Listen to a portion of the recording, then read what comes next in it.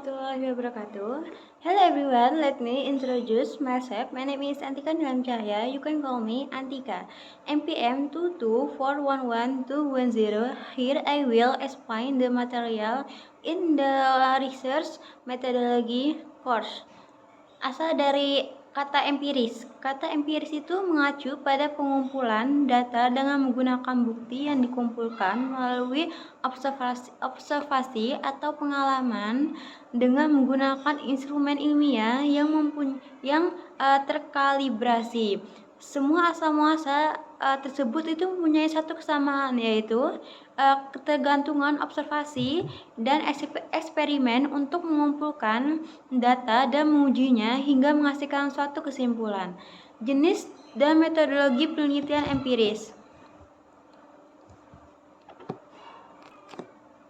Penelitian empiris dapat dilakukan dan dianalisis menggunakan metode kualitatif atau kuantitatif. Penelitian kuantitatif, metode penelitian kuantitatif itu digunakan untuk mengumpulkan informasi melalui data numerik. Ini itu digunakan untuk mengukur opini, perilaku atau variabel tertentu lainnya. Kemudian ada penelitian kualitatif.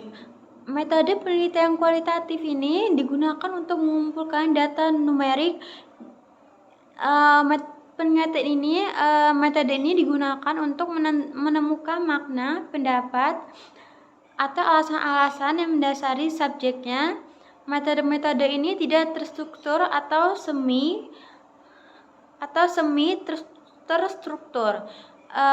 Ukuran sampel untuk penelitian semacam ini biasanya kecil dan merupakan jenis metode percakapan untuk memberikan lebih banyak wawasan atau informasi mendalam tentang suatu masalah. Kemudian data yang dikumpulkan dari sini perlu dianalisis. Bukti empiris juga dapat dijelaskan baik secara kuantitatif maupun kualitatif. Dengan menggunakan ini, peneliti dapat menjawab pertanyaan-pertanyaan empiris yang harus didefinisikan secara jelas dan dijawab dengan temuan-temuan yang diperolehnya. Metode penelitian kuantitatif. Metode penelitian kuantitatif itu membantu menganalisis bukti empiris yang didapatkan. Dengan menggunakan hal tersebut, seorang peneliti dapat mengetahui apakah hipotesisnya didukung atau tidak. Macam-macam dari metode penelitian kuantitatif, yaitu yang pertama ada penelitian survei. Penelitian survei ini umumnya itu melibatkan audiens yang besar untuk mengumpulkan data dalam jumlah besar.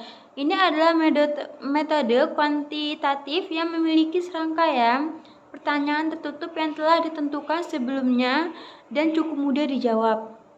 Kemudian ada penelitian eksperimental, yaitu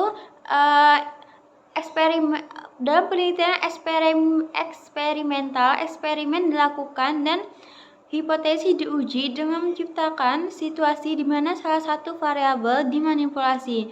Kemudian ada penelitian korelasional. Penelitian korelasional digunakan untuk menemukan hubungan antara dua himpunan variabel. Analisis regresi umumnya itu digunakan untuk memprediksi hasil dari metode semacam itu. Bisa berupa korelasi positif, negatif, atau netral.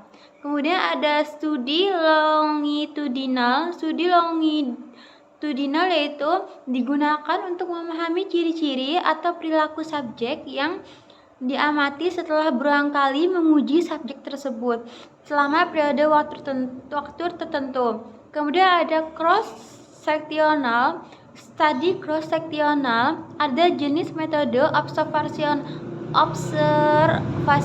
di mana sekelompok audiens diamati pada suatu titik waktu tertentu.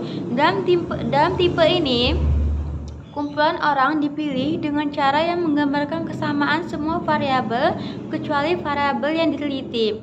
Kemudian ada penelitian kausal kooperatif, yaitu didasarkan pada perbandingan. Hal ini terutama digunakan untuk mengetahui hubungan sebab akibat antara dua variabel atau bahkan beberapa variabel. Kemudian ada metode penelitian kualitatif.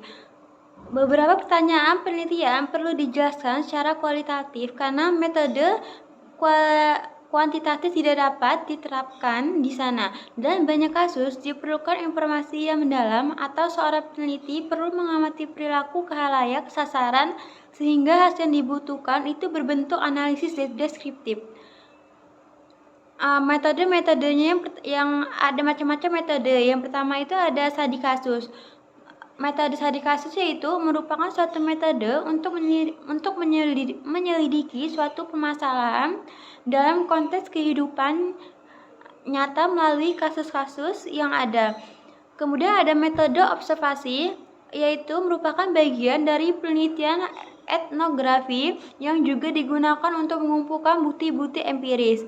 Kemudian ada wawancara 1-1 adalah metode percakapan di mana data mendalam dapat dikumpulkan tergantung kemana arah percakapan.